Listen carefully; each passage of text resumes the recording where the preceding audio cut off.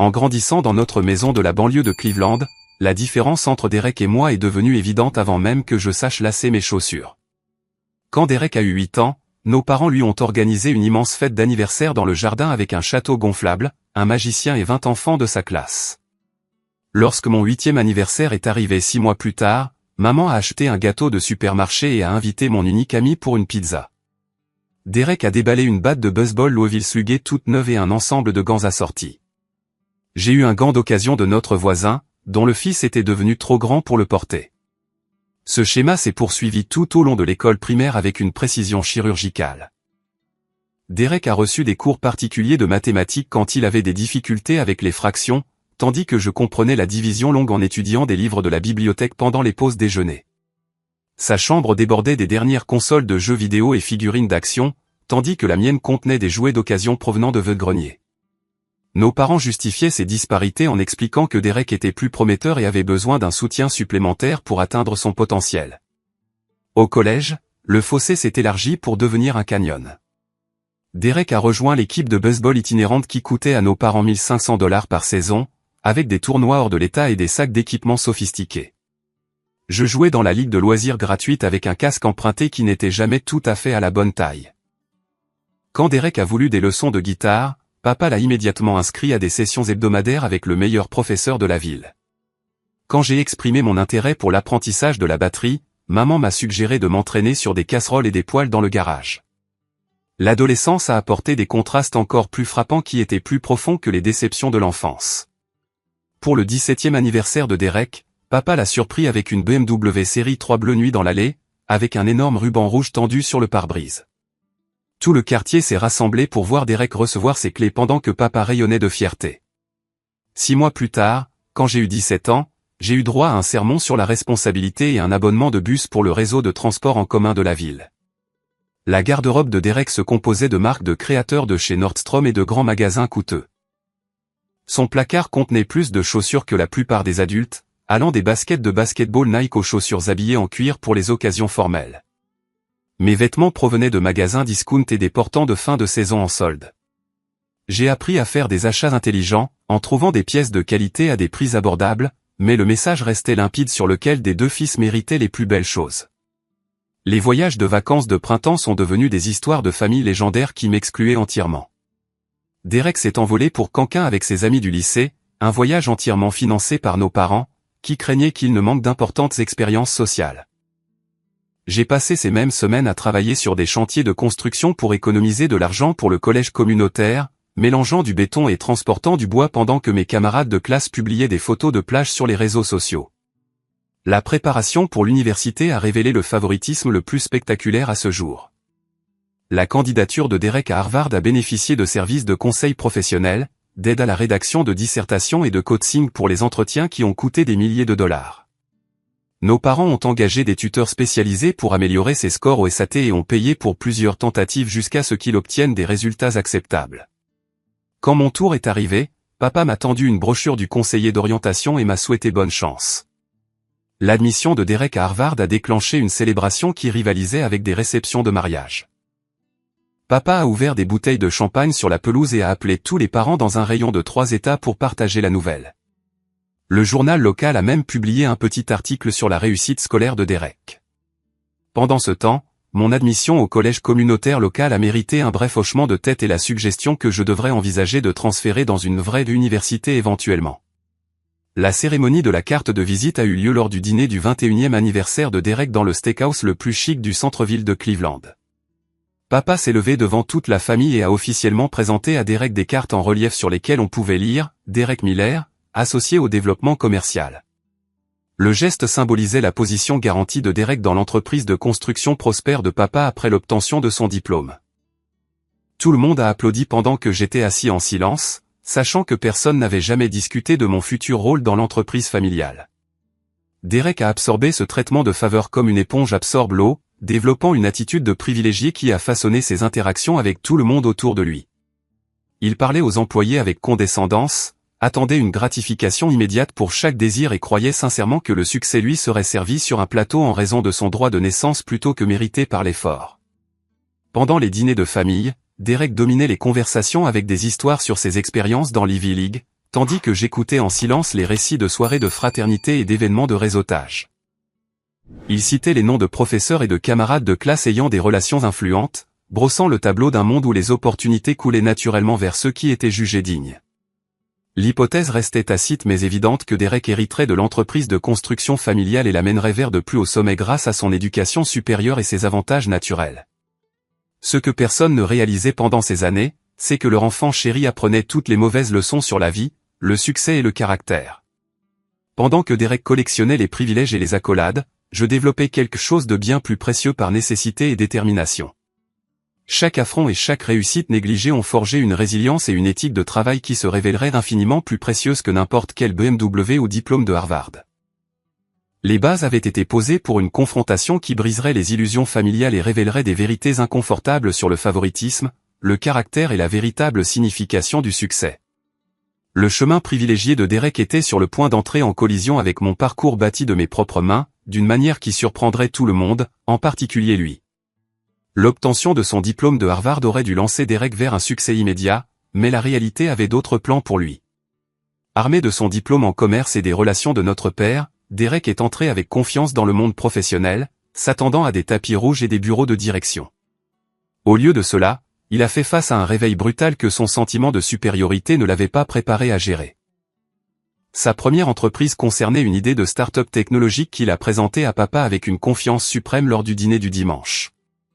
Derek voulait créer une application qui révolutionnerait l'industrie de la construction en connectant les entrepreneurs aux clients via l'intégration des réseaux sociaux. Bien qu'il n'ait aucune expérience en codage ou connaissances techniques, il a convaincu notre père d'investir $50 000 dans le concept. Papa a remis le chèque avec fierté, racontant à tout le monde la vision entrepreneuriale de son fils.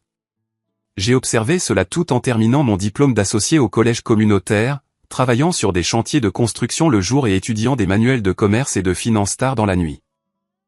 Ma chambre est devenue un bureau improvisé où je faisais des recherches sur les marchés immobiliers, analysais la valeur des propriétés et apprenais par moi-même les stratégies d'investissement. Pendant que Derek passait ses soirées dans des bars à la mode à réseauter avec d'autres jeunes professionnels, je calculais les coûts de rénovation et étudiais les modèles de développement de quartier. La start-up de Derek s'est effondrée en 8 mois après avoir épuisé l'investissement initial sans rien à montrer, à l'exception de meubles de bureau coûteux et d'une application à moitié terminée que personne ne voulait utiliser. Il a imputé l'échec à un mauvais timing du marché et à un financement insuffisant plutôt que de reconnaître son manque de préparation ou de connaissance de l'industrie. Papa a absorbé la perte financière sans se plaindre et a immédiatement commencé à discuter de la prochaine opportunité de Derek. Le schéma s'est répété avec une constance dévastatrice au cours des 2 années suivantes. La deuxième entreprise de Derek consistait à importer des produits de luxe d'Europe, qui a échoué lorsqu'il a découvert les réglementations complexes et les exigences douanières qu'il n'avait pas étudiées au préalable. Sa troisième tentative de rénovation de maison haut de gamme s'est effondrée lorsqu'il a surpayé les propriétés et sous-estimé les coûts de rénovation. Chaque échec a consumé les ressources familiales tandis que la confiance de Derek restait mystérieusement intacte. Pendant ce temps, je construisais méthodiquement mes fondations par des étapes peu glamour mais stratégiques. Mon expérience dans la construction m'a appris de précieuses leçons sur les coûts de construction, la fiabilité des entrepreneurs et le potentiel des propriétés qu'aucune salle de classe n'aurait pu fournir. J'ai économisé chaque dollar de mes emplois physiquement exigeants, vivant dans un petit appartement et conduisant une camionnette d'occasion que j'entretenais moi-même. Mon premier achat immobilier a eu lieu à 23 ans, lorsque j'ai trouvé une propriété en difficulté dans un quartier montrant les premiers signes de gentrification. Le vendeur avait besoin d'argent rapidement pour des raisons personnelles et j'avais accumulé suffisamment d'économies pour un apport personnel grâce à des années d'habitudes financières disciplinées. Le duplex nécessitait d'importants travaux, mais j'avais les compétences pour gérer la plupart des rénovations moi-même le soir et le week-end. Le processus de transformation m'a appris des leçons qui se sont avérées inestimables pour les investissements futurs. J'ai appris à repérer les problèmes cachés lors des inspections de propriété, à négocier avec les entrepreneurs pour des prix équitables et à comprendre les réglementations de zonage local qui affectaient la valeur des propriétés. Plus important encore, j'ai découvert la satisfaction qui vient de la création de valeur par une planification intelligente et un travail acharné. Mon processus de sélection des locataires est devenu méticuleux après avoir eu affaire à des locataires difficiles qui m'ont appris des leçons coûteuses sur les dépôts de garantie et les contrats de location. J'ai développé des systèmes pour l'entretien des propriétés, la collecte des loyers et la communication avec les locataires qui minimisaient les problèmes et maximisaient les revenus. Les paiements de loyer couvraient mon prêt hypothécaire et généraient un modeste profit que je réinvestissais immédiatement dans l'amélioration de la propriété et l'épargne pour de futurs achats. Les dîners de famille pendant cette période sont devenus de plus en plus inconfortables à mesure que le contraste entre les échecs de Derek et mes progrès silencieux devenait impossible à ignorer. Nos parents continuaient à trouver des excuses pour les revers de Derek tout en exprimant un intérêt poli mais tiède pour mon entreprise de location immobilière. Papa a suggéré que l'immobilier était une affaire risquée et m'a recommandé de me concentrer sur l'obtention d'un emploi stable au lieu de poursuivre des activités entrepreneuriales. L'attitude de Derek envers mon succès a révélé sa conviction profonde qu'il méritait plus que son jeune frère, indépendamment des réalisations réelles. Il a qualifié mon investissement immobilier de petite affaire et a suggéré que je manquais de vision pour poursuivre de plus grandes opportunités. Sa condescendance me piquait, mais elle me motivait aussi à lui prouver le contraire par un succès continu plutôt que par des disputes. L'acquisition de la deuxième propriété a eu lieu 18 mois plus tard, lorsque j'ai identifié une maison individuelle sous-évaluée dans un quartier en cours d'amélioration des infrastructures. Les documents d'urbanisme de la ville révélaient des rénovations de parcs à venir et de nouvelles lignes de bus qui augmenteraient considérablement la valeur des propriétés. J'ai obtenu un financement grâce aux relations que j'avais établies avec les banques locales qui reconnaissaient mon historique de paiement responsable et mon portefeuille croissant. Cet achat a nécessité une planification financière plus sophistiquée, car je devais être admissible à plusieurs prêts hypothécaires tout en maintenant des réserves de liquidité suffisantes pour les dépenses imprévues. J'ai étudié en profondeur les exigences de prêt et préparé une documentation complète qui a impressionné les agents de crédit par mon professionnalisme et ma préparation. Le processus d'approbation s'est déroulé sans heurts car j'avais établi ma crédibilité grâce à des performances constantes. La vie personnelle de Derek a commencé à refléter ses difficultés professionnelles pendant cette même période. Sa petite amie de l'université a mis fin à leur relation, citant son immaturité et son manque de direction. Sa consommation d'alcool a augmenté de manière notable lors des réunions de famille et il a pris l'habitude d'emprunter de l'argent à nos parents pour des dépenses inexpliquées. Ces signes avant-coureurs m'inquiétaient, mais nos parents les interprétaient comme des ajustements temporaires à la vie post-universitaire. Le marché du travail a humilié Derek d'une manière que son éducation privilégiée ne l'avait pas préparé à gérer. Les postes de débutant lui semblaient inférieurs à ses qualifications de Harvard, mais les postes de direction restaient hors de portée de son expérience limitée. Il a refusé plusieurs opportunités raisonnables en attendant des offres qui correspondaient à sa perception de soi gonflée. Cette période d'attente s'est prolongée pendant des mois, tandis que nos parents couvraient ses frais de subsistance sans se plaindre. Mes compétences en gestion immobilière se sont améliorées grâce à l'expérience pratique de situations difficiles qui ont mis à l'épreuve mes capacités de résolution de problèmes. Lorsqu'une canalisation a éclaté dans mon duplex pendant un gel hivernal, j'ai coordonné les réparations d'urgence tout en assurant le confort des locataires et en minimisant les dommages matériels. Ces expériences de gestion de crise m'ont appris à rester calme sous pression et à réfléchir de manière créative à des solutions. Les revenus locatifs des deux propriétés m'ont fourni une sécurité financière qui m'a permis de prendre des risques calculés avec de futurs investissements. J'ai réinvesti les bénéfices dans des améliorations immobilières qui ont augmenté les loyers et la valeur des propriétés, créant une boucle de rétroaction positive qui a accéléré la croissance du portefeuille. Plus important encore, j'ai appris à vivre en dessous de mes moyens et à résister à l'inflation du style de vie malgré l'augmentation de mes revenus. Au moment où Derek a finalement accepté un poste de vendeur dans une entreprise de fabrication régionale, j'avais déjà commencé à rechercher ma troisième acquisition immobilière. L'ironie ne m'a pas échappé que son salaire de débutant dépassait à peine mes revenus locatifs mensuels de seulement 2 propriétés. Pourtant, notre famille continuait à traiter son emploi comme une réalisation importante tout en considérant mon succès immobilier comme un passe-temps plutôt qu'une entreprise légitime. Le décor était planté pour une confrontation qui forcerait tout le monde à affronter des vérités inconfortables sur le mérite, la réussite et les conséquences du favoritisme. Le monde de Derek était sur le point d'entrer en collision avec le mien d'une manière qui exposerait le vaste fossé entre le privilège et la performance. La troisième propriété s'est présentée comme une occasion en or enveloppée dans un avis de saisie. Située dans un quartier historique où la valeur des propriétés était restée stable malgré les fluctuations économiques, la maison victorienne nécessitait des mises à jour cosmétiques plutôt que des réparations structurelles.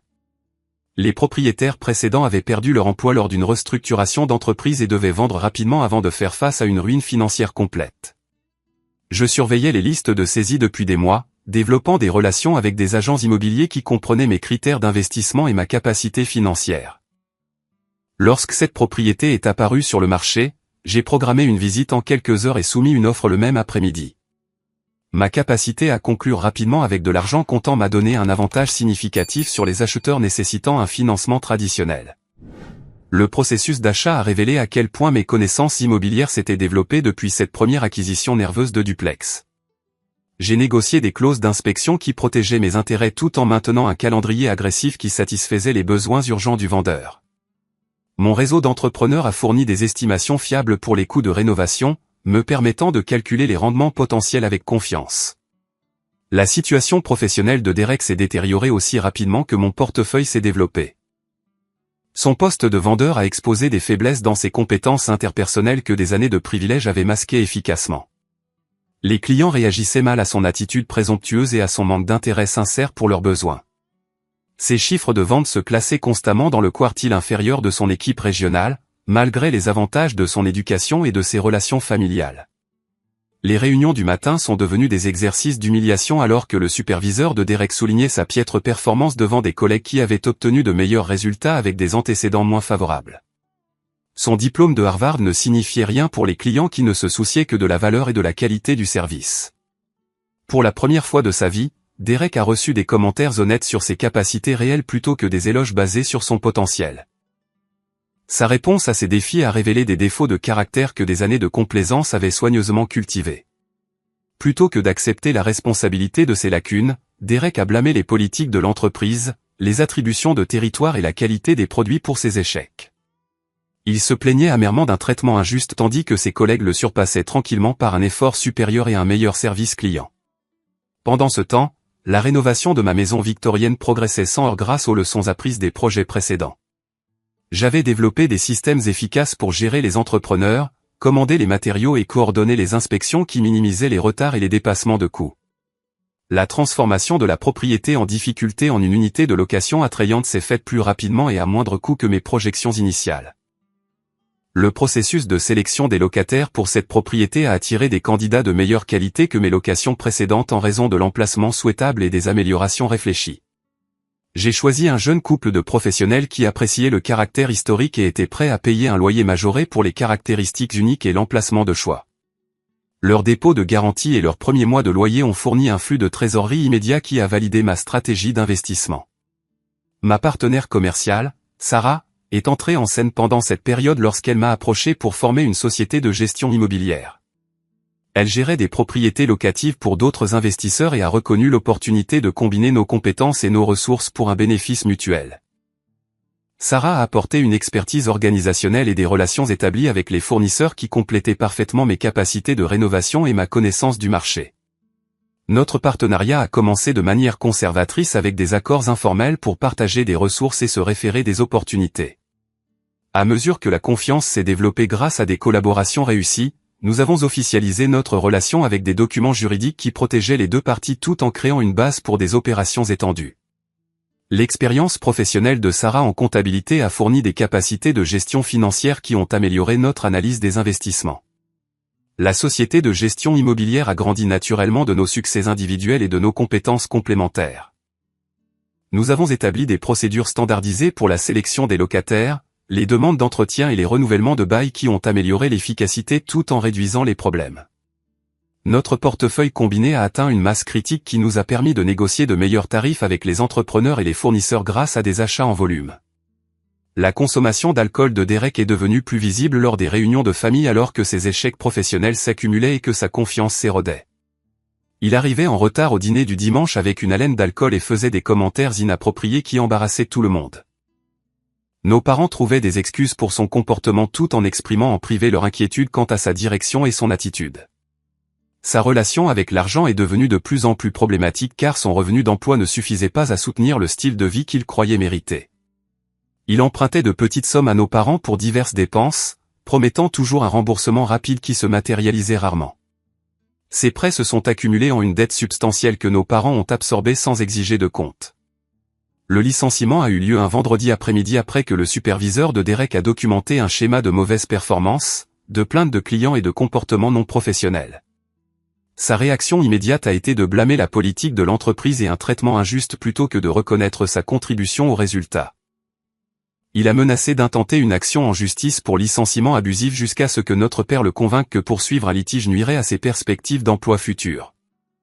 J'ai appris la perte d'emploi de Derek lors de notre dîner de famille hebdomadaire lorsqu'il a annoncé son intention de prendre du temps libre pour évaluer de meilleures opportunités.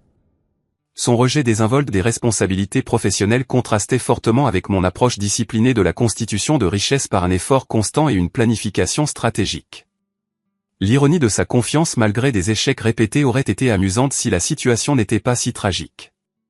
Le barbecue familial était prévu pour un dimanche après-midi fin juillet, lorsque la chaleur estivale de Cleveland rendait les rassemblements en plein air particulièrement agréables. Nos parents avaient invité la famille élargie pour des hamburgers, du maïs en épis et la salade de pommes de terre préférée de Derek que maman perfectionnait depuis 20 ans. La liste des invités comprenait l'oncle Bill et la tante Carol avec leurs jumeaux, Tommy et Grace. Plus Papy Joe, qui manquait rarement les célébrations familiales. Je suis arrivé tôt pour aider à l'installation tout en prenant un appel professionnel concernant les conditions de financement pour une 4e acquisition immobilière potentielle.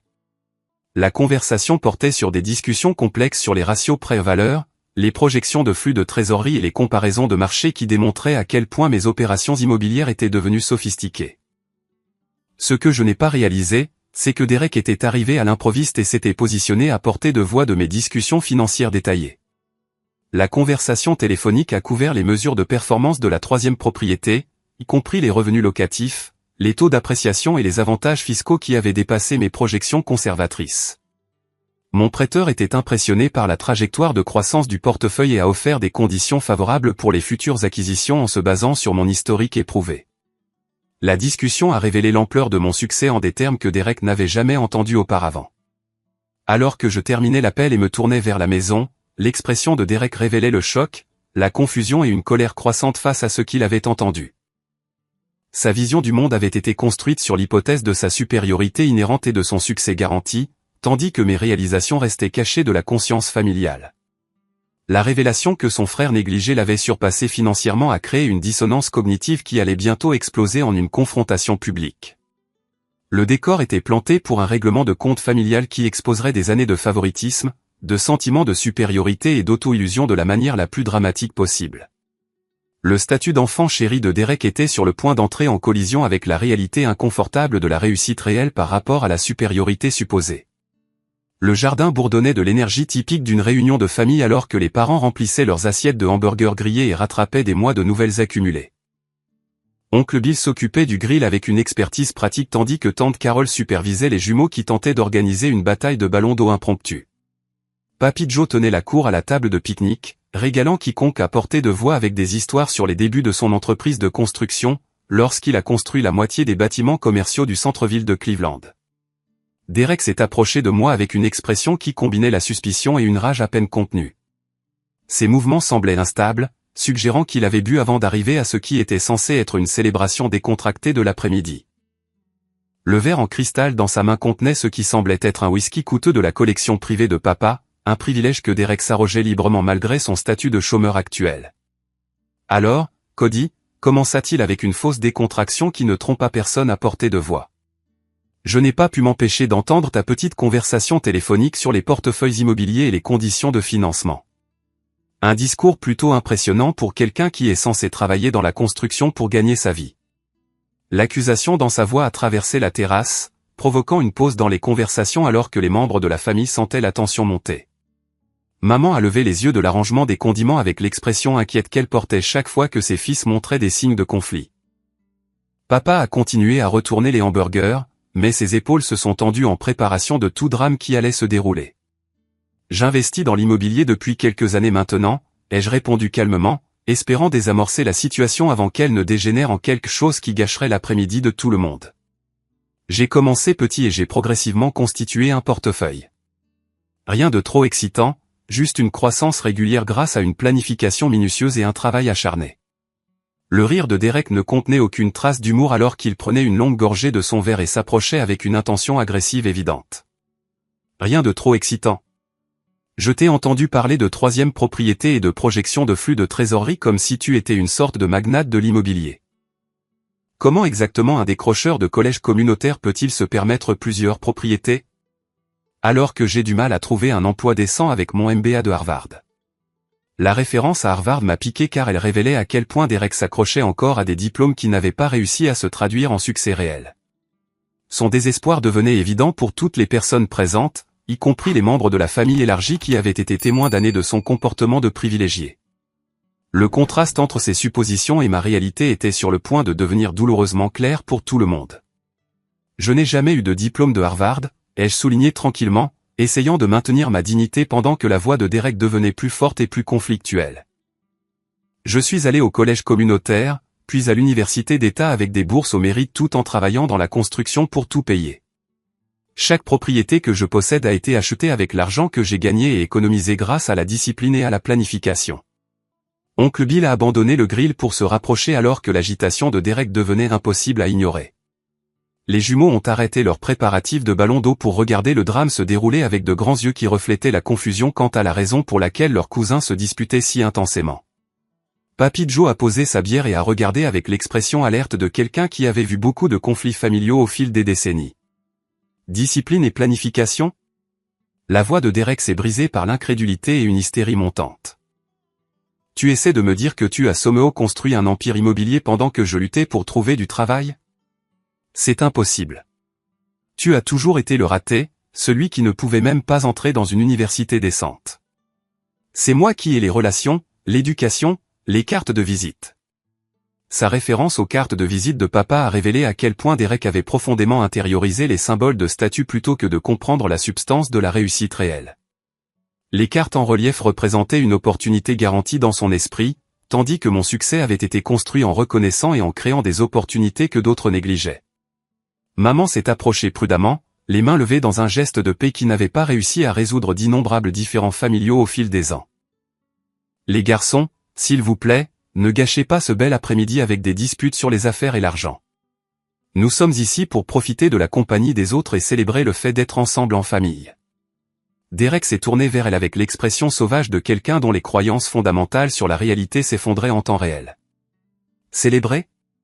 Tu veux que je célèbre alors que mon petit frère possède apparemment plus de propriétés que toute l'entreprise de construction de papa?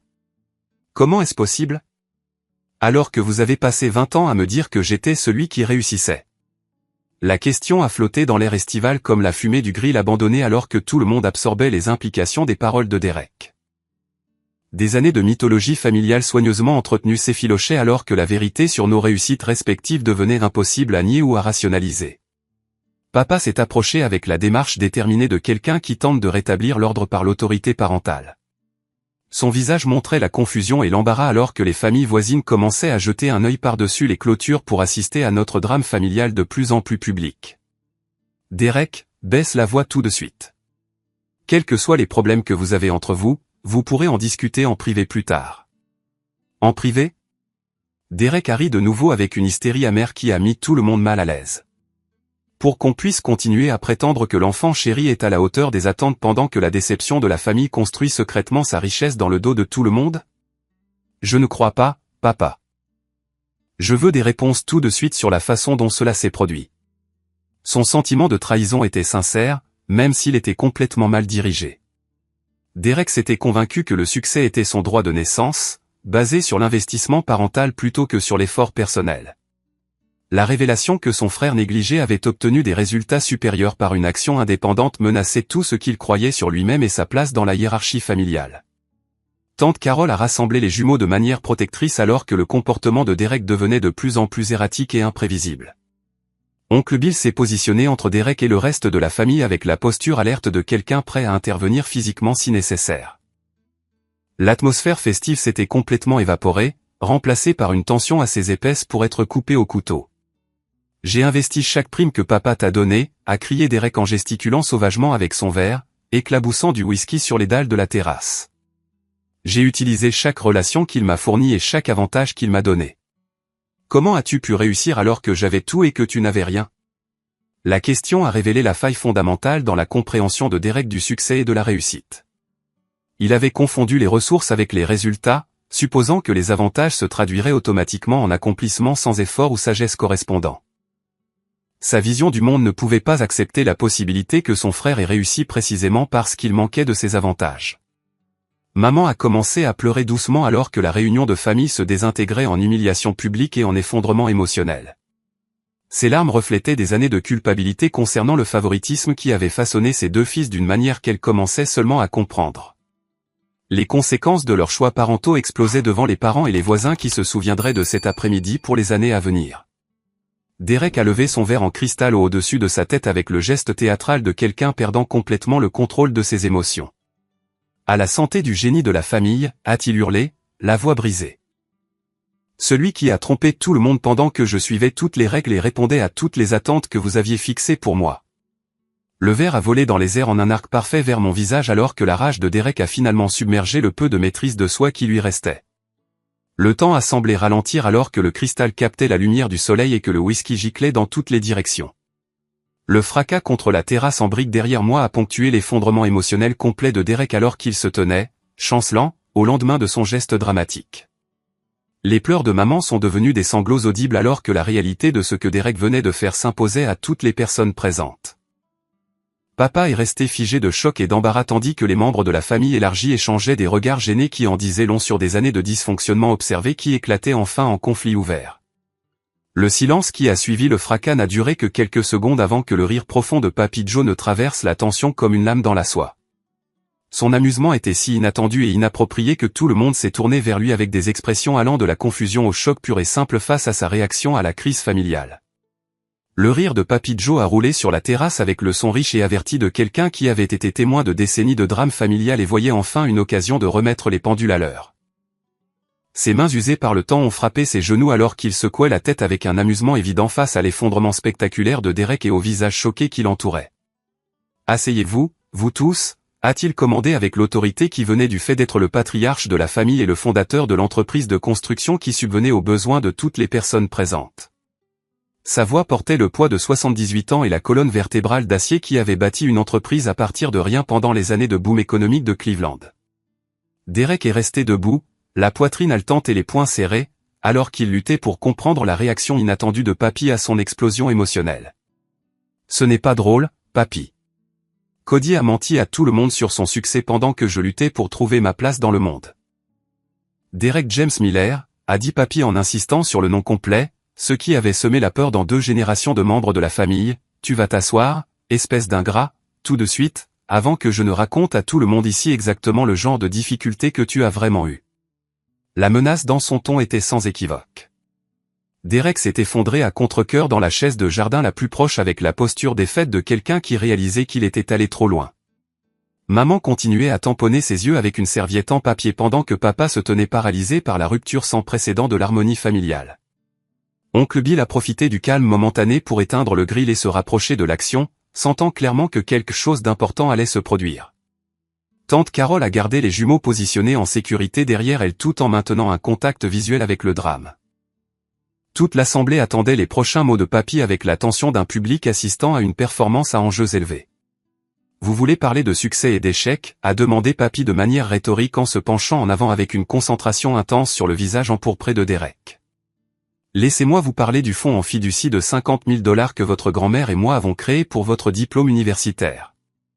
Celui dont vos parents ne vous ont jamais parlé parce qu'ils étaient si fiers de vos réussites. » La révélation a frappé Derek comme un coup physique alors que son expression passait de la colère à la confusion, puis à une horreur naissante. Le visage de papa est devenu pâle alors qu'il réalisait ce qui allait être exposé devant toute la famille élargie. Les pleurs de maman se sont intensifiés alors que des décennies de secrets soigneusement gardés commençaient à s'effondrer sous la chaleur de l'été. Ce fonds en fiducie était censé vous donner une longueur d'avance pour constituer un patrimoine et vous établir dans le monde des affaires, a poursuivi Papy avec une précision implacable. Au lieu de cela, vous avez flambé chaque centime en 18 mois dans des entreprises ratées, des dîners coûteux et des dettes de jeu que vos parents couvrent depuis lors. Les sourcils d'oncle Bill se sont levés alors qu'il traitait une information qui contredisait clairement tout ce que la famille avait cru sur la situation financière de Derek. L'expression de tante Carole révélait un choc similaire alors qu'elle réalisait l'étendue de la tromperie qui avait été maintenue pendant des années. Des dettes de jeu, a murmuré Derek d'une voix creuse, celle de quelqu'un qui regarde son image de soi soigneusement construite s'effondrer en temps réel. Je ne vous ai jamais parlé de dettes de jeu, le rire de Papy, cette fois, ne contenait aucun humour. Il a fouillé dans la poche de sa chemise et en a sorti un morceau de papier plié qui semblait officiel et menaçant. Mon garçon, je suis en affaires depuis 50 ans. Je sais comment vérifier des informations financières lorsque des membres de la famille commencent à demander des prêts mystérieux pour couvrir des dépenses inexpliquées. Le papier était un rapport de crédit que Papy avait manifestement obtenu par des voies légitimes, révélant toute l'étendue de l'irresponsabilité financière de Derek dans un document en noir et blanc. Les chiffres racontaient une histoire de dette de carte de crédit, de prêts en défaut et de retard de paiement qui brossait un tableau dévastateur de désastre fiscal. 28 000 $ de dette de carte de crédit, a lu Papy à voix haute comme un procureur présentant des preuves à un jury. 15 000 $ empruntés à tes parents au cours des 2 dernières années que tu n'as jamais remboursés.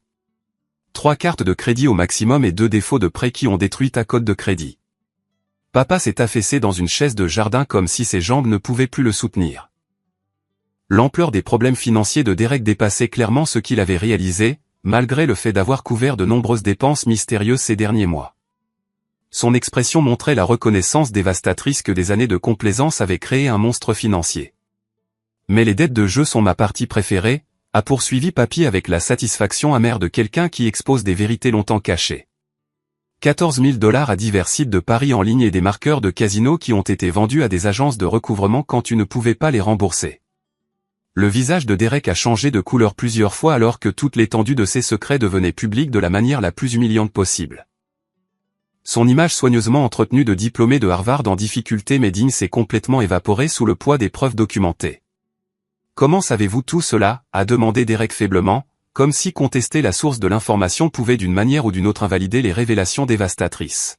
« Parce que tes parents sont venus me voir il y a 6 mois, me suppliant de leur donner de l'argent pour couvrir tes dettes avant que l'agence de recouvrement ne commence à appeler ton employeur, a répondu Papy sur le ton de quelqu'un qui rend un verdict final. Ils étaient terrifiés que tes problèmes financiers ne ruinent tes perspectives de carrière de façon permanente. L'aveu que ses parents avaient secrètement géré ces désastres financiers pendant qu'ils blâmaient des facteurs externes pour ses échecs a achevé l'humiliation de Derek. Chaque excuse et justification qu'il avait offerte pour ses échecs se sont révélées être une auto-illusion construite sur une base de complaisance familiale. Maman a cessé de pleurer assez longtemps pour parler d'une voix à peine plus haute qu'un murmure. Nous pensions que nous l'aidions à se remettre sur pied. Nous n'avions jamais imaginé que ça deviendrait si incontrôlable. L'aider ? La voix de Papy s'est élevée, chargée de décennies de frustration refoulée face aux décisions parentales de son fils. Vous avez permis à un homme adulte d'éviter la responsabilité de ses choix pendant que son frère construisait une entreprise légitime grâce à un travail honnête et une planification intelligente. Le contraste entre les échecs cachés de Derek et mon succès documenté est devenu impossible à ignorer alors que Papy a tourné son attention vers moi avec une fierté et un respect évident. Cody possède 3 propriétés locatives d'une valeur d'environ 400 000 $, avec une dette minimale et un flux de trésorerie solide. Il a construit ce portefeuille grâce à une épargne disciplinée, une analyse de marché intelligente et le genre d'éthique de travail qui crée réellement de la richesse. Oncle Bill a sifflé doucement en entendant les chiffres, tandis que tante Carole avait l'air impressionnée malgré le drame familial entourant les révélations. Les jumeaux regardaient avec de grands yeux alors que leur compréhension de la dynamique familiale changeait radicalement par rapport à ce qu'ils avaient toujours cru. Derek a reçu tous les avantages que nous pouvions lui offrir, a poursuivi Papy en regardant directement son petit-fils déchu, et les a gaspillés par arrogance et sentiment de supériorité. Cody a reçu un soutien minimal et l'a transformé en un succès authentique grâce à son caractère et sa détermination. La comparaison était dévastatrice dans sa précision et impossible à contester compte tenu des preuves qui avaient été présentées. Le complexe de supériorité de Derek était construit sur une base de mythologie familiale plutôt que sur une réussite réelle, tandis que mon succès avait été caché précisément parce qu'il remettait en question cette fiction confortable. La vraie tragédie, a dit Papy en se levant avec les mouvements délibérés d'un homme âgé prenant une décision importante, c'est que cette famille a passé des années à célébrer l'échec tout en ignorant la réussite authentique. Nous avons loué le potentiel de Derek tout en rejetant les résultats réels de Cody. Papa a retrouvé sa voix pour la première fois depuis le début de la confrontation, bien qu'elle soit sortie brisée et incertaine. Nous pensions que Derek avait juste besoin de temps pour trouver ses marques après l'université. Nous n'avions jamais réalisé à quel point ces problèmes étaient devenus sérieux. Ces problèmes sont devenus sérieux le jour où vous avez commencé à trouver des excuses pour ces échecs au lieu d'exiger des comptes, a répondu Papy avec la dure sagesse de quelqu'un qui avait appris des leçons difficiles sur le caractère et les conséquences. Et ils continueront d'être sérieux jusqu'à ce qu'il affronte la réalité de ses choix et de leurs conséquences. Derek est resté affalé sur sa chaise comme un ballon dégonflé alors que le poids de la vérité exposée s'abattait sur l'assemblée. Des années d'illusions soigneusement entretenues avaient été détruites en quelques minutes, laissant chacun face à des réalités inconfortables sur le favoritisme, la complaisance et la vraie nature du succès. Les membres de la famille élargie ont absorbé cette information avec des degrés variables de choc et de compréhension alors que des hypothèses de longue date sur la dynamique familiale étaient complètement renversées. Rien ne serait plus jamais pareil après les révélations de cet après-midi. Le silence qui a suivi les révélations de Papy s'est étiré comme un fil tendu sur la terrasse jusqu'à ce que l'oncle Bill se racle la gorge et aborde l'éléphant qui piétinait les réunions de famille depuis des années. Vous savez, on s'est toujours interrogé sur les incohérences entre ce que Derek prétendait faire et ce que nous observions réellement. Tante Carole a hoché la tête avec le soulagement de quelqu'un qui a enfin la permission d'exprimer des observations longtemps refoulées. Les vêtements de marque et les dîners coûteux ne correspondaient jamais à l'histoire de la recherche d'emploi difficile. Nous supposions que Robert et Linda le soutenaient plus qu'ils ne l'admettaient, mais les dettes de jeu expliquent tout. Les jumeaux, Tommy et Grace, semblaient fascinés plutôt que perturbés par le drame adulte qui se déroulait devant eux. À 15 ans, ils possédaient assez de maturité pour comprendre les implications tout en manquant de l'investissement émotionnel qui rendait les révélations douloureuses pour les adultes. Tommy a parlé le premier avec la franchise que les adolescents déploient sans considérer les conséquences diplomatiques. Derek a toujours agi comme s'il était meilleur que tout le monde lors des fêtes de famille. Il nous faisait la morale sur la préparation à l'université et la planification de carrière comme s'il avait tout compris. Grace a ajouté sa propre observation avec une franchise similaire. Mais Cody ne s'est jamais vanté de rien, même s'il avait manifestement plus de raison d'être fier de ses accomplissements. Nous avons remarqué qu'il arrivait toujours en vêtements de travail et conduisait cette vieille camionnette tandis que Derek se présentait dans des tenues coûteuses. Leurs commentaires ont souligné à quel point le comportement de Derek avait été transparent pour les membres de la famille qui n'avaient pas d'investissement émotionnel dans le maintien d'illusions confortables. La jeune génération avait observé la réalité tandis que les adultes construisaient des justifications élaborées pour des incohérences évidentes. Oncle Bill s'est tourné vers moi avec une véritable curiosité sur les aspects de mon succès qui étaient restés cachés de la conscience familiale. Cody, comment as-tu appris suffisamment sur l'immobilier pour construire un portefeuille aussi impressionnant ? Ce genre de connaissances nécessite généralement des années d'expérience ou une éducation coûteuse. La question m'a donné l'occasion de partager des connaissances que j'avais développées par nécessité plutôt que par une instruction formelle. J'ai commencé par lire tous les livres que je pouvais trouver sur l'investissement immobilier et la gestion immobilière. La bibliothèque avait des dizaines de guides écrits par des investisseurs à succès qui partageaient leurs stratégies et leurs erreurs. Mais les livres ne fournissent que des connaissances théoriques, a observé tante Carole avec la sagesse pratique de quelqu'un qui avait géré les finances du ménage pendant des décennies. Comment as-tu trouvé la confiance nécessaire pour risquer tes économies dans des achats immobiliers ? Le travail dans la construction m'a appris à évaluer les propriétés avec précision, ai-je expliqué pendant que Derek restait affalé sur sa chaise comme un ballon dégonflé. J'ai appris à repérer les problèmes structurels, à estimer les coûts de réparation et à comprendre quel quartier avait un potentiel de développement. Papy s'est penché en avant avec un intérêt évident pour ces détails pratiques qui contrastaient fortement avec l'éducation commerciale théorique de Derek. C'est exactement le genre de connaissances du monde réel qui crée des entrepreneurs à succès. Tu combines des compétences techniques avec une planification financière pour identifier des opportunités que les autres ont manquées. La conversation a progressivement glissé du drame familial vers une discussion de fond sur les principes commerciaux et les stratégies de constitution de richesse. Ce changement de focus a apporté un soulagement émotionnel tout en soulignant la vaste différence entre l'approche privilégiée de Derek et mon système méthodique. Ce qui m'a le plus impressionné dans cette conversation téléphonique que j'ai entendue, a poursuivi oncle Bill, c'est à quel point tu avais l'air professionnel en discutant des conditions de financement et de l'analyse du marché. Tu as manifestement développé une expertise sophistiquée qui va bien au-delà de l'achat de propriétés locatives. Ma partenaire commerciale, Sarah, apporte des compétences en comptabilité et en gestion qui complètent mes capacités techniques, ai-je répondu, reconnaissant de pouvoir souligner ses contributions. Nous avons formé une société de gestion immobilière qui s'occupe de l'entretien, de la sélection des locataires et des rapports financiers pour notre portefeuille combiné. L'expression de tante Carole a montré de la surprise face à cette couche supplémentaire de développement commercial que personne dans la famille n'avait soupçonné. Alors, tu es passé de la propriété immobilière individuelle à la gestion d'une entreprise. C'est une croissance remarquable pour quelqu'un qui a commencé par travailler dans la construction il y a quelques années seulement. Derek s'est redressé de sa posture défaite pour lever les yeux, injectés de sang, qui reflétait la consommation d'alcool et la dévastation émotionnelle. Depuis combien de temps caches-tu ça à tout le monde ? Depuis combien de temps me laisses-tu passer pour le raté de la famille pendant que tu construisais un empire secret? L'accusation contenait une douleur sincère sous son ton rancunier. Derek luttait pour comprendre comment ses hypothèses sur la dynamique familiale avaient pu être si complètement fausses. Sa question révélait la profondeur de son choc en découvrant que la réalité contredisait tout ce qu'il croyait sur nos positions relatives. Je n'ai jamais rien caché intentionnellement, ai-je répondu avec autant de douceur que possible compte tenu des circonstances. Personne n'a jamais posé de questions sur mes investissements ou montré d'intérêt pour mes activités commerciales. Les conversations familiales se sont toujours concentrées sur ton éducation, ta recherche d'emploi, tes projets d'avenir. Maman a parlé pour la première fois depuis que ses pleurs s'étaient calmés, d'une voix qui portait des années de culpabilité et de regret. Nous supposions que Cody travaillait juste temporairement dans la construction pendant qu'il trouvait sa voie. Nous étions tellement concentrés sur le soutien à Derek à travers ces défis que nous n'avons jamais prêté attention à ce que Cody accomplissait réellement. L'expression de papa montrait la reconnaissance naissante que le rapproche parental avait causé de profonds dommages aux deux fils de différentes manières. Nous pensions que Derek avait besoin de plus d'aide parce que ses difficultés étaient plus évidentes. Nous n'avons jamais réalisé que notre favoritisme l'empêchait de développer son indépendance tout en faisant en sorte que Cody se sente dévalorisé.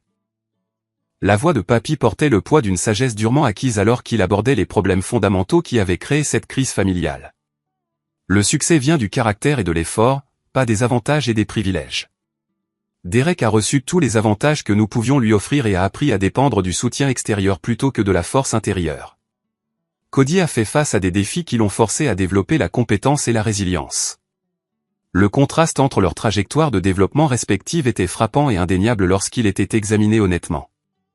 Le traitement privilégié de Derek avait par inadvertance saboté sa capacité à gérer l'adversité, tandis que mon statut négligé m'avait forcé à développer de véritables capacités.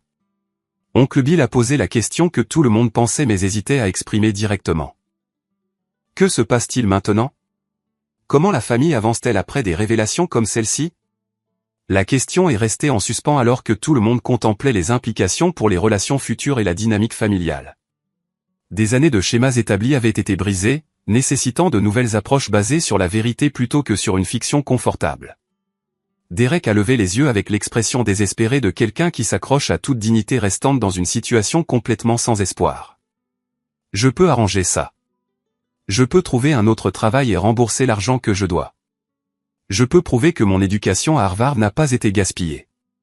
Ces mots sonnaient creux, comme des promesses qui avaient été faites et rompues à plusieurs reprises ces dernières années. Le schéma du déni et du faux optimisme restait intact malgré les preuves accablantes de son inefficacité. Derek, a dit papy avec une autorité ferme mais pas méchante, tu ne peux pas arranger ça avec la même pensée qu'il a créée. Tu dois accepter la responsabilité de tes choix et de leurs conséquences avant que tout changement véritable ne soit possible. L'intervention dont Derek avait désespérément besoin était enfin arrivée, bien que pas sous la forme de soutien que ses parents lui avaient fourni pendant des années. Une véritable aide nécessitait une confrontation honnête avec des vérités inconfortables plutôt qu'une complaisance continue envers des schémas destructeurs.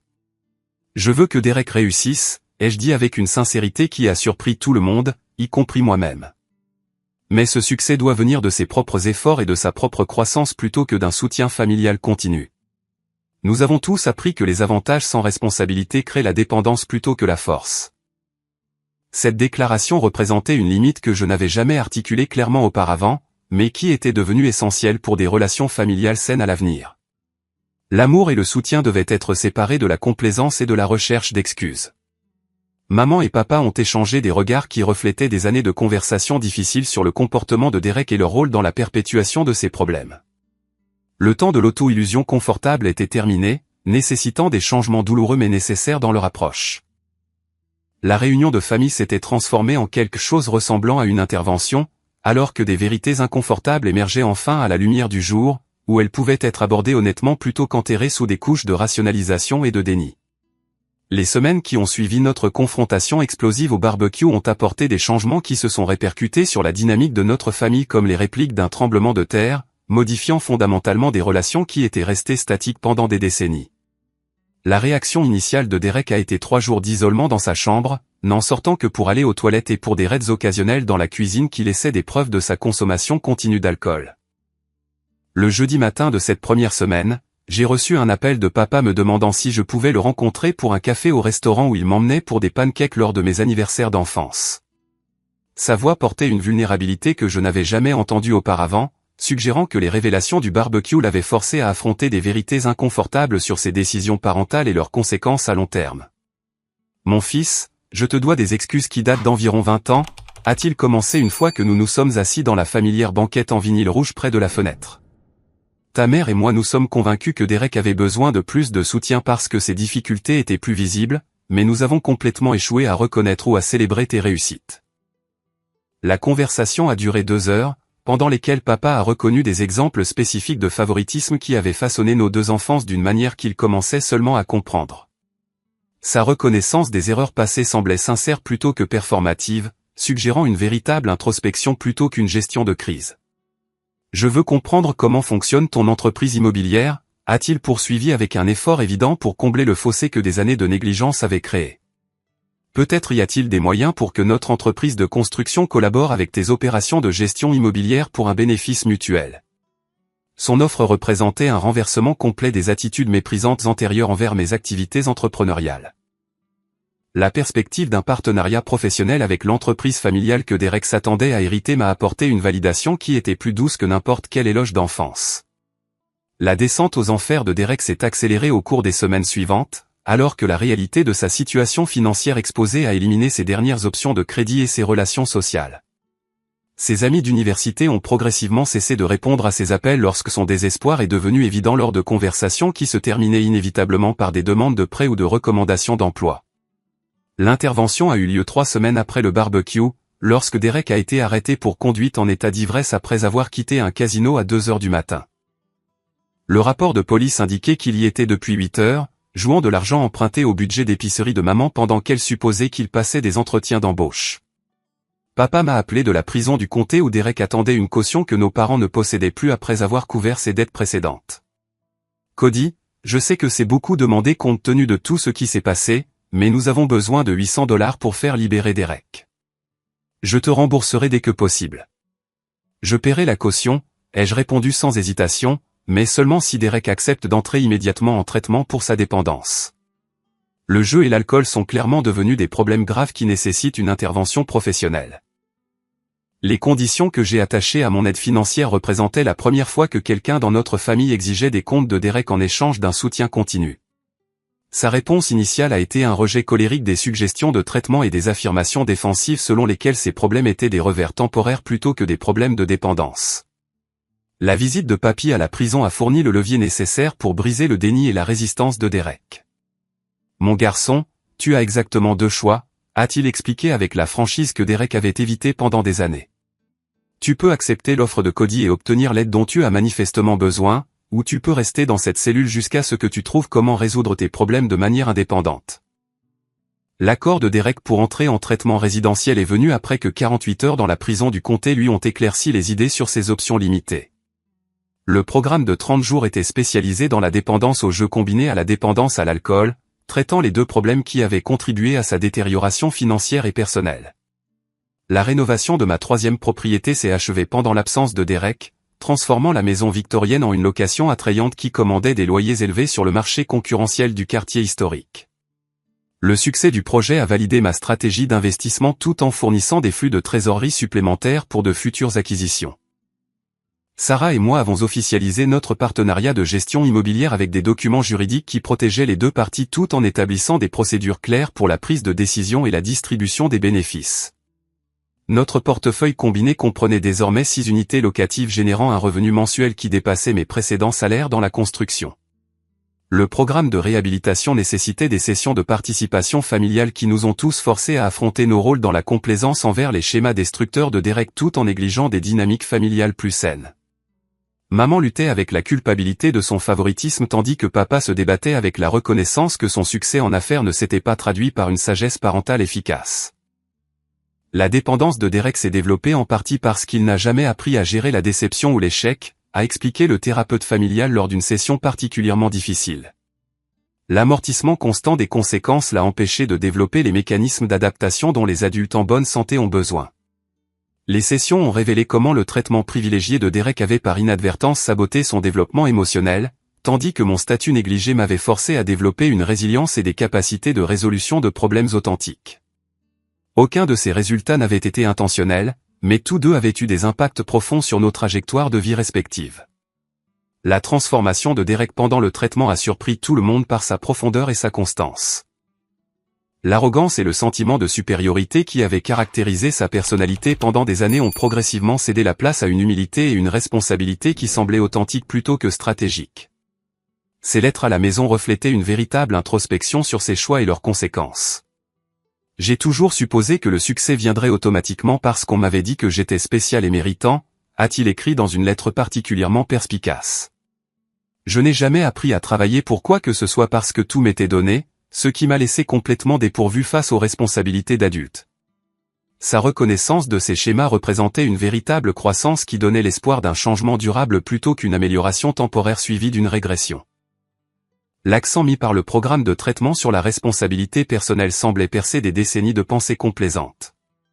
La relation de maman et papa a évolué de manière significative alors qu'ils travaillaient sur leur culpabilité et leurs regrets concernant leurs erreurs parentales, tout en apprenant à apprécier les réussites qu'ils avaient précédemment négligées.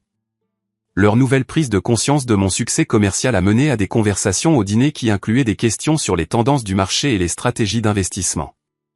Nous sommes fiers de ce que tu as construit par tes propres efforts et ta détermination, a dit maman lors d'une de ces conversations avec une sincérité qui semblait curative plutôt que condescendante. Nous aurions dû prêter attention et offrir notre soutien il y a des années. Leur reconnaissance signifiait plus que ce que j'avais prévu après des années à me sentir invisible et sous-estimé. La validation est arrivée plus tard que l'idéal, mais a apporté une conclusion aux blessures d'enfance qui n'avaient jamais complètement guéri. La décision de papy de modifier son plan successoral reflétait la nouvelle réalité familiale qui avait émergé de notre confrontation au barbecue. Derek héritera de sa part lorsqu'il aura démontré 2 ans de responsabilité financière et de sobriété, a-t-il annoncé lors du dîner du dimanche. Cody assumera immédiatement le contrôle opérationnel de l'entreprise de construction car il a déjà prouvé son jugement en affaires. L'annonce représentait un renversement complet des hypothèses d'héritage antérieures qui avaient favorisé Derek sur la base de son potentiel perçu plutôt que de ses performances démontrées. Le nouvel arrangement reflétait le mérite et le caractère plutôt que l'ordre de naissance et les diplômes. La sortie de Derek du programme de traitement a marqué le début de sa véritable réhabilitation plutôt que son achèvement.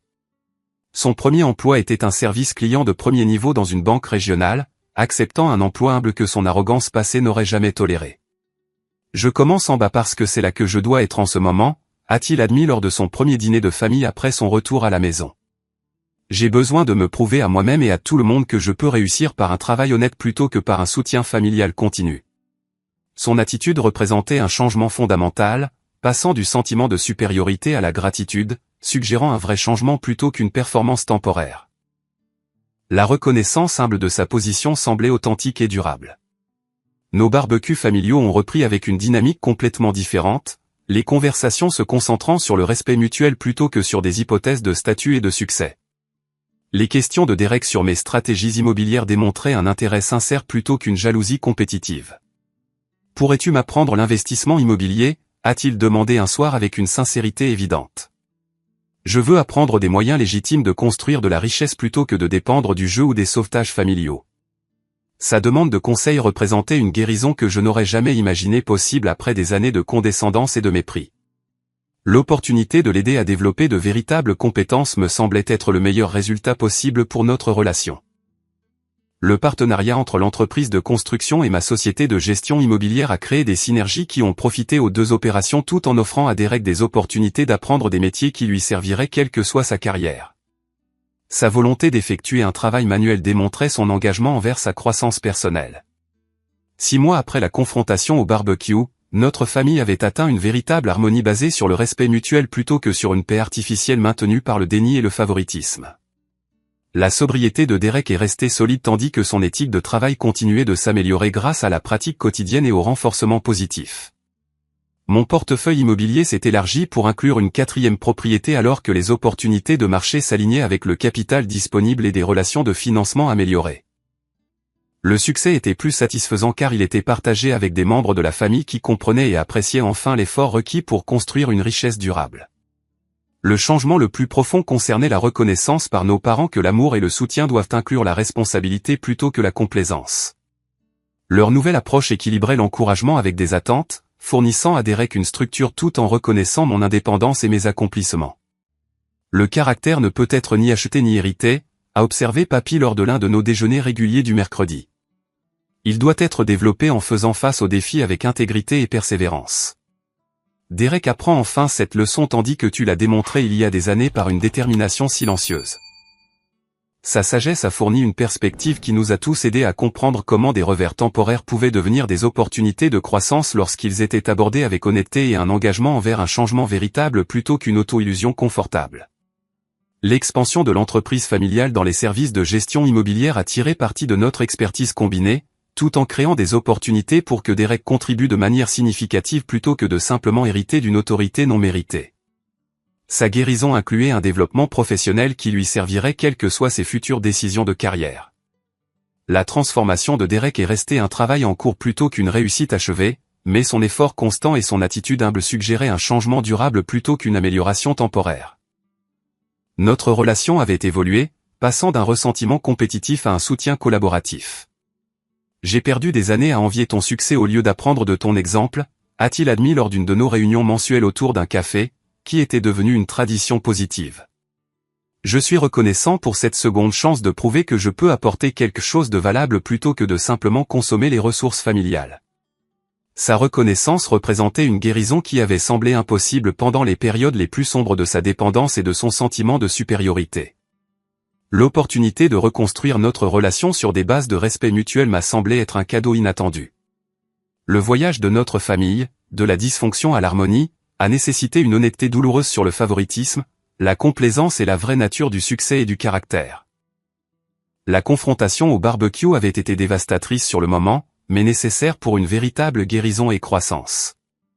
Les leçons que nous avons apprises ensemble sur le mérite, la responsabilité et l'importance de reconnaître la réussite plutôt que le potentiel profiteront aux générations futures de notre famille. Les enfants de Derek grandiront en comprenant que l'amour inclut des attentes et que le succès exige des efforts plutôt que des suppositions sur ce qui leur est dû. En réfléchissant à cette période de transformation dans l'histoire de notre famille, je me souviens que parfois les révélations les plus douloureuses mènent à la croissance la plus significative. La chute de Derek nous a tous forcés à affronter des vérités inconfortables sur le caractère, les conséquences et les véritables fondations d'un succès durable. Le mythe de l'enfant chéri avait été complètement brisé, remplacé par des relations authentiques basées sur le respect des accomplissements réels plutôt que sur un potentiel imaginaire. Notre famille est sortie de la crise plus forte qu'elle ne l'avait jamais été dans un déni confortable. No sé qué pasó. No sé qué gordo está pasando. Vale. ¿Qué dice? ¿Qué dice? Dice, vamos por Diamond, dice el Butcher. Sí, vamos. ¿Dónde está el Diamond? ¡Ay! Me veo esa cueva secreta. ¿A qué altura estamos? Estamos en la capa menos 35. Debería haber Diamond por acá, qué sé yo. No tengo ni idea. Abuso infantil, te va reporteado Itachi. No me jodas sobre el niño ese es un asco. El niño troll sacó esta cosa. ¿Qué estas cosas son un asco? ¿Quién las inventó? Esto no estaba cuando yo jugaba. Yo empecé a jugar, no me acuerdo en qué versión. ¡No! ¡Una cueva! ¡Una cueva! ¡Una cueva secreta! ¿Y esto? ¿Qué dice? Acabo de conseguir el progreso secreto. Encontré cosa importante. Vengan que aquí nos dan recompensa. Oh, no me jodas. No me... ¿Para esto, Buzzer? Vale. Vale. Voy a bajar, Voy a tirarme hacia abajo. ¡Ay! Tiran cosas. Voy a ir abajo y no hay nada. ¿Y qué es esto? ¿Y esto? ¿Y esto repanea algo? No sé qué onda. Te quedó todo grabado, me dice Javito. No me jodas, digo, Marquitos. No me jodas, Marquitos. Era un zombie, Marquitos. Opa, ¿y esto? Ah, no sirve, pero me lo llevo. ¿Me puedo llevar cosas de acá?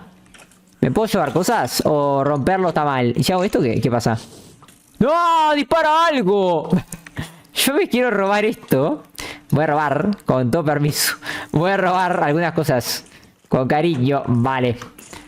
Y mientras tanto siento la T-Fight. No sé dónde está. ¿De Blacky? De Blacky se está cagando a piñas arriba. Yo estoy buscando cosas. ¿Y esto? ¡Ah, acá hay algo acá adentro! ¡Para un poco! ¡Ah, acá hay cosas! ¡Acá hay cosas! Necesito... ¡Ah, me está golpeando algo! ¡Ay, no! Necesito el agua. Menos mal que traje el agua. Menos mal que traje el agua. Me tiraron una flecha. ¿Vale? ¿Qué dice? Me dice, necesitamos llaves. Es verdad, necesitamos llaves, ¿no? Son como cofres secretos. ¡Ay! Joder, qué asco esta cueva, qué asco esta cueva. No, imagínate este juego de terror, amigos. Me mataron. No, mandate P ya. Ya mismo. Tepeate a mí, que es más rápido. ¿Cuál es el comando de coso? Poné así, barra TP. Y mi nombre. ¿Cómo era? Mi nombre es así ahora, acá, ¿no? Vale, escribí eso. Vale. O sea, mi nombre al final. Ahí agregué un comando que no era. Necesito subir. Vale. Hay que subir, que de Blacky tiene las cosas arriba. ¿Cómo subo? Voy a hacer un camino para subir, para poco. Itachi troll.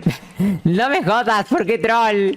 Vale. ¿Se murió de vuelta? No. No me está matando algo. Para poco que estoy por morir yo también. ¿Qué es lo que me está pegando tanto? ¿Se pueden romper las cosas?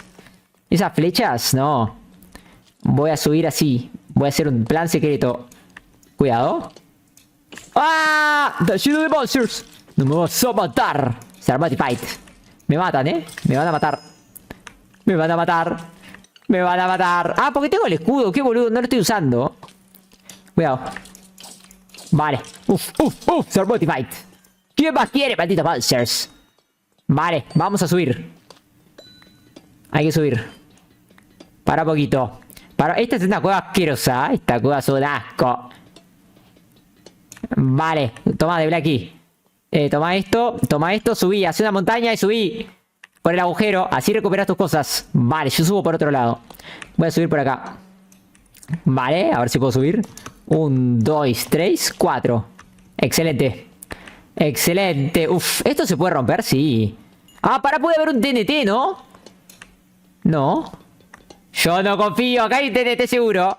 Dice, ya desapareció todo, parece. ¡No! ¡No!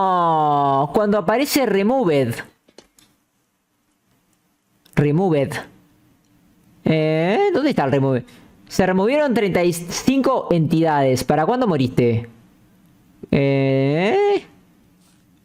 Itachi Troll matando los cosos hasta que se acabe y nos darán la llave.